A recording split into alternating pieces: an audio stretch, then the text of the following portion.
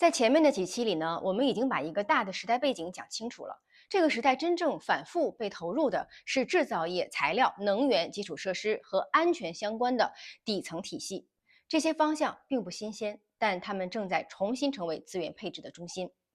那问题来了，普通人能不能参与这些趋势？答案当然是能，但是前提是我们要先放弃一个不现实的幻想，那就是以为自己可以像产业资本一样站在最前排下注。普通人参与长期趋势最大的风险，并不是看错了方向，而是站错了位置。方向对了，如果你的位置错了，那结果依然是被反复消耗。参与之前呢，我们先要明确一个基本的事实：制造业、材料、能源这类长期的赛道本身并不是为普通投资者设计的，他们资本密集，周期很长，波动也不小，而且中间呢充满了技术迭代和产业淘汰。对普通人来说呢，最大的风险不是没有机会，而是过度参与。因此，普通人参与这些趋势的第一条原则是不做产业的替身。不做产业替身，指的是不要把自己放在产业链最前端的位置，像研发端设备端早期技术路线的博弈，这些都是属于专业资本和产业资本的战场。普通人既没有信息优势，也没有容错的空间。一旦你的判断失误了，那成本极高。普通人更适合在产业已经被反复验证，而且开始进入稳定扩散的阶段的位置，而不是站在最前沿去赌单点突破。第二条原则呢是参与结构，而不是参与故事。长期趋势真正带来的回报，往往来自结构性的变化，而不是某一个概念的爆发。制造业、材料、能源之所以重新变得重要，是因为它们被嵌入了整个经济运行的结构当中，而不是因为某一个单一的事件。普通人如果只盯着故事，就会不断的在热点之间来回切换，最终承担的是波动最大的那一段。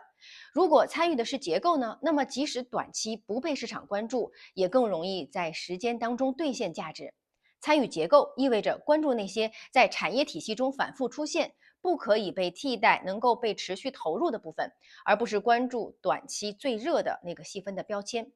第三条原则就是接受慢回报，而不是幻想有快的结果，这一点非常重要。制造业、材料、能源相关的长期趋势本身呢就不具备快速兑现的特征，它们更像是慢慢铺开的底层变化，而不是爆发式的增长。普通人如果用短周期的心态去参与长期的趋势，那结果呢往往是不断的在中途下车，不是说你方向错了，而是你的耐心不匹配。所以呢，参与这些趋势必须在心理上能够接受慢，接受波动，接受阶段性的不被验证。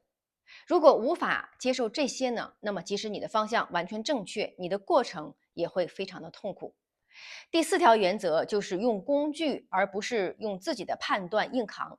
普通人最大的劣势呢，并不在于理解，而在于你的承受能力。单一判断如果一旦出错了，那么你的调整空间往往非常的有限，而长期趋势本身又充满了不确定性，这就决定了普通人更适合使用分散、透明、规则化的工具。通过工具参与趋势，本质上呢，就是在用制度和结构替代个人的判断，而不是去赌某一家企业、某一个技术路线，而是参与到整个方向的长期变化。这种方式呢，牺牲了极端的收益，但是换来了更高的生存概率。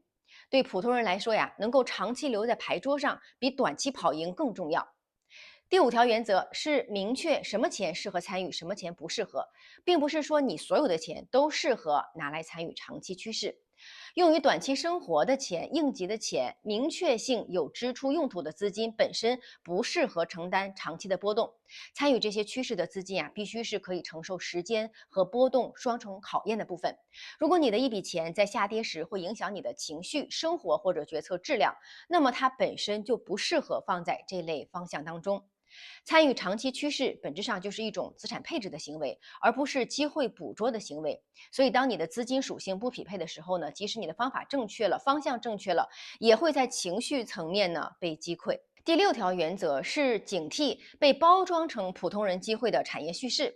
几乎每一个长期趋势在传播的过程当中都会包装成普通人可以轻松参与的机会，但是现实呢，真正属于普通人的机会往往并不刺激也不热闹。当一个产业叙事被反复强调人人可参与、门槛极低、回报极快的时候，反而更需要提高警惕。因为长期趋势本身通常伴随着高门槛、高投入和长周期，而不是快速致富。普通人更需要做的是在热闹之外找到适合自己位置的参与方式，而不是被推到风险最高的位置。我们把以上这些原则合在一起看，会发现普通人参与长期趋势并不是一件复杂的事情，但是一定是一件需要克制的事情。不是参与的越多越好，而是参与的越合适越好。那这一期呢，我真正想传达的核心的判断是，普通人不需要站在产业的最前沿，也不需要去追逐每一次技术的突破。只要你站在结构正确的位置，用适合的工具，匹配合适的资金属性，那就有可能在长期趋势当中获得属于自己的那一部分回报。下一期呢，我们会在这个基础上把视角进一步落到资产配置层面，讲清楚在2026年的环境之下，普通人资产配置的底层逻辑到底发生了什么样的变化。我是苏涵，我们下期见。